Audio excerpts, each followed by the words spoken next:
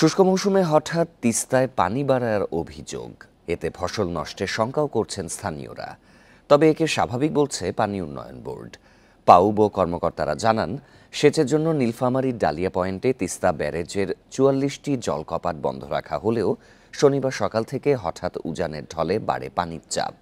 এর মধ্যে খুলে দেওয়া হয়েছে ৩০টি জলকপাট।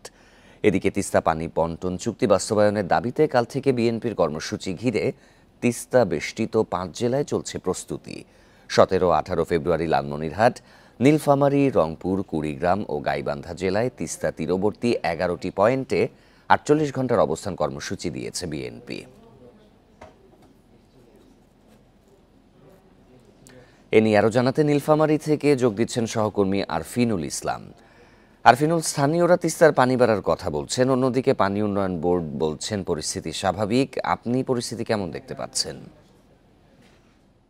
আজ সকালে আমরা এখানে এসেছি, আমরা এখানে কথা বলেছি স্থানীয় কৃষকদের সাথে, কথা বলেছি পানি উন্নয়ন বোর্ডের সাথে এবং কথা বলেছি বিএনপির 2 দিন ব্যাপী অবস্থান কর্মসূচিতে আসা বিভিন্ন নেতাকর্মীদের সাথে। আমরা যেটা জানতে পেরেছি সেটা হচ্ছে যে বর্তমানে ৫৫,০০০ হেক্টর জমিতে কৃষি কার্যক্রমকে সামনে রেখে এই যে তিস্তা ব্যারেজ রয়েছে, এখানে ৩,০০০ কিউসেক পানি সবসময় মজুদ থাকে, কিন্তু কাল সন্ধ্যার পর থেকে হঠাৎ করে এই পানি কিছুটা বৃদ্ধি পায়।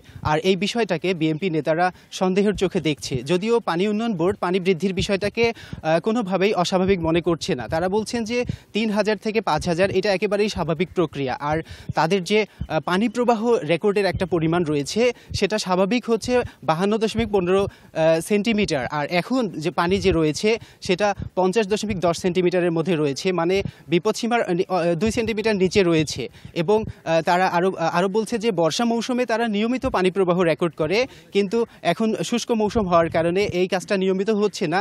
আজ সকালে আমরা জানতে চেয়েছিলাম তাদের কাছে এই ব্যাপারে তথ্য দেওয়ার জন্য। তারা আমাদেরকে জানিয়েছে যে দুপুর ১২টা নাগাদ তারা পানি প্রবাহ রেকর্ড করবেন এবং আমাদেরকে বিস্তারিত জানাতে পারবেন। এ নিয়ে আমরা কথা বলেছি স্থানীয় কৃষকদের সাথে।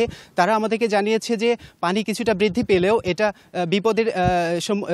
বিপদ হিসেবে তারা দেখছে না। তারা বলছে যে আরও যদি পানি বৃদ্ধি পায় তাহলে হয়তো তাদের ফসলের ক্ষতি হওয়ার সম্ভাবনা রয়েছে, কিন্তু যে পরিমাণ পানি বৃদ্ধি পেয়েছে সেটাকে তারা বিপদ না দেখে বরং ভালো দৃষ্টিতেই দেখছে। এটা তাদের ফসলের জন্য উপকারেই বয়ে নিয়ে আসবে। কিন্তু বিএনপি নেতারা বলছেন যে তাদের সমাবেশের 2 দিন আগে এভাবে পানি প্রবাহ কিছুটা বৃদ্ধি পাওয়ায় তারা বিষয়টাকে সন্দেহের চোখে দেখছেন এবং তারা বলছেন যে এর আগেও তারা এরকম সমাবেশে ডাক দিয়েছিলেন এবং তখনও হঠাৎ করে পানি স্বাভাবিকের তুলনায় কিছুটা বৃদ্ধি পেয়েছে। তো আগামীকাল থেকে বিএনপির এখানে 2 দিন ব্যাপী একটা কর্মসূচি হাতে নেওয়া হয়েছিল, যেটাকে সামনে রেখে পানি প্রবাহ কিছুটা বৃদ্ধি পেয়েছে। আর এটা নিয়ে বলা চলে একরকম এলাকায় তোলপাড় সৃষ্টি হয়েছে।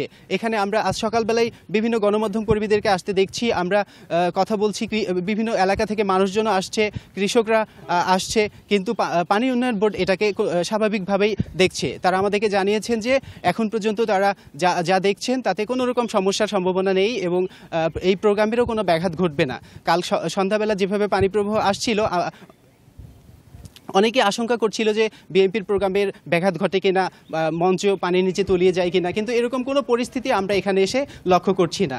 তো এই ছিল আমার কাছে তিস্তা ব্যারেজ সংলগ্ন এলাকা থেকে এখানকার পানি প্রবাহের সর্বশেষ অবস্থা। নীলফামারী থেকে জানাচ্ছিলেন সহকর্মী আরফিনুল ইসলাম।